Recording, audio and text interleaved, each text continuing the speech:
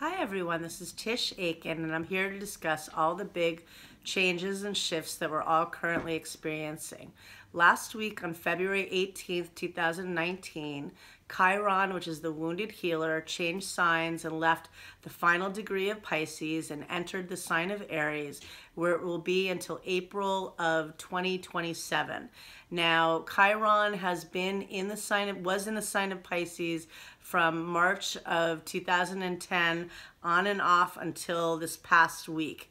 And Chiron, since the end of January, was at the final degree of Pisces. And it's the wounded healer. It brings up a lot of heavy wounds for all of us, and 29 degrees of Pisces is a very difficult placement. It's a fixed star associated with misfortune. It is associated with shipwrecks and feeling lost at sea, and many of us might feel like our life is a shipwreck right now, but that can change. It's all about your volition and what you want to manifest going forward.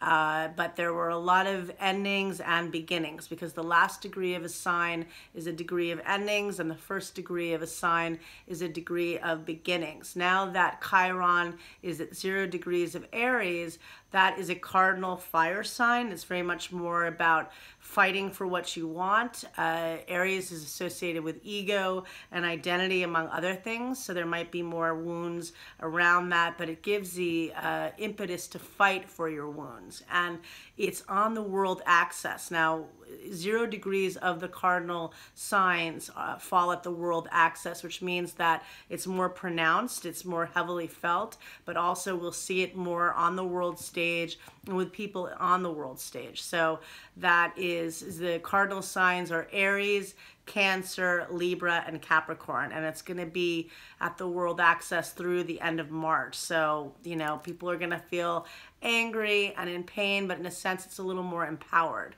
Now, another thing to look forward to in the month of March is that Mercury is now at the final degrees of Pisces, and it's going to retrograde at 29 degrees of Pisces on March 5th. Now, there's that 29 degrees of Pisces again. So it's bringing up again what we all have been working on with Chiron, finishing up those wounds. And if there is, you know, unfinished work, which for many there is, it's going to bring up a lot of stuff. When you're dealing with the final degree of a final sign, it can bring very long distant memories and things, and especially with Mercury retrograde. Mercury is about communication. It's in its detriment in Pisces, so it's already kind of like it's retrograde, and then you have it retrograde in its detriment, and it's emotionally based thinking.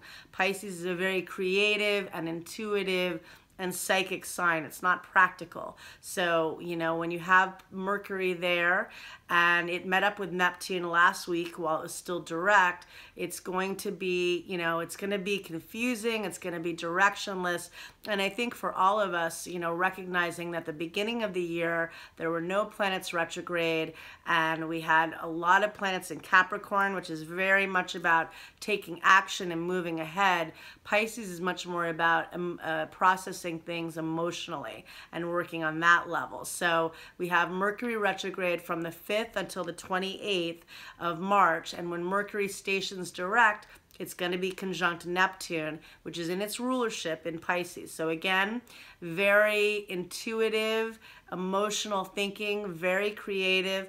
Neptune rules the dream, so it's excellent for journaling, for paying attention to messages you get in various ways, from music, from your dreams, from your daydreams, from inspiration, from journaling your thoughts, and manifesting. Manifest your dreams. But it's going to be emotional, it's going to be sensitive, and Mercury rules communication, so it's already always compromised when it's retrograde. It is a good time for redoing things, repairing things, returning to things that are unfinished that we want to fix up. But it, you know, it can make communication very confusing, and it definitely is more of a time to back things up with electronics and various things that transmit information, all our technology, and if there is communication that is important, really make sure that you're clear, and that people might be reactive emotionally to what you have to say.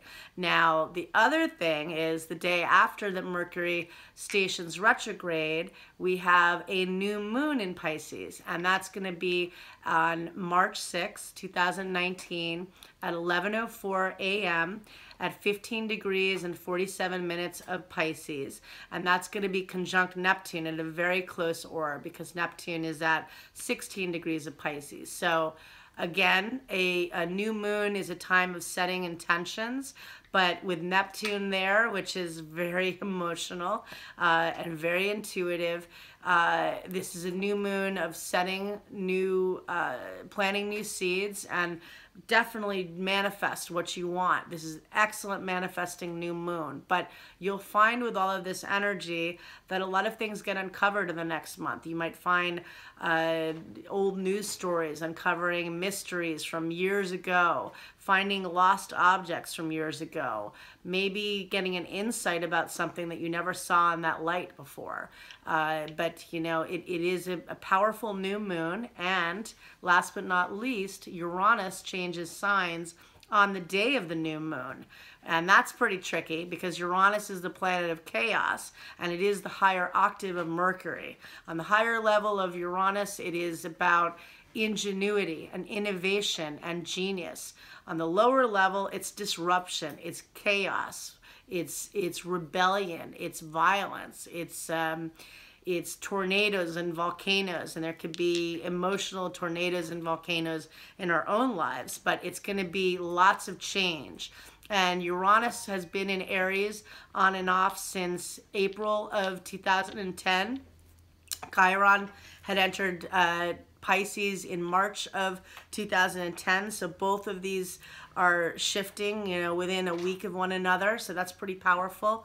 And it's interesting that last year Uranus entered Taurus briefly for 6 months. It entered Taurus on the new moon in Taurus on May 15th of last year, and at that time Uranus was at 29 degrees. Well, obviously it was at 29 Aries, and it was squaring Mars in the sky. And now Venus is at the last degrees of Capricorn, kind of setting that off, kind of reframing that story from last May. But it's interesting that Uranus is changing signs again on the day of a new moon, which really makes it very powerful, and it makes it a crazy month with a lot going on. I would tap into being inventive. I would tap into giving yourself times out, because this is not a linear time.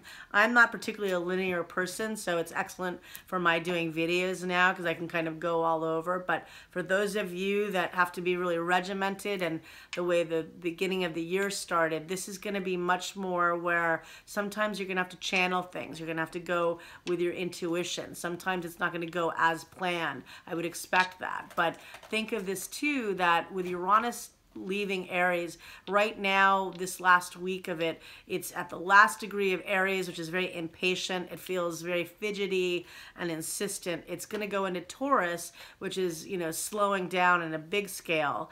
And Uranus in Aries was excellent for pioneering and for people creating new things for themselves and actualizing themselves. But it did end up becoming kind of like the era of selfies, where we became quite self-obsessed with our own, selfies and oversharing and, sharing our dinner photos. And we all were guilty to varying degrees. But with Uranus and Taurus, Taurus is our value system. It's how we earn money. And I think it's about slowing down, because Taurus is a fixed earth sign. It's very much about concentrating on the earth and new technology around that, I think, but also finding new ways to find value in your own life. What do you want to invent this next? Uranus is going to be in Taurus until March of 2026 rather.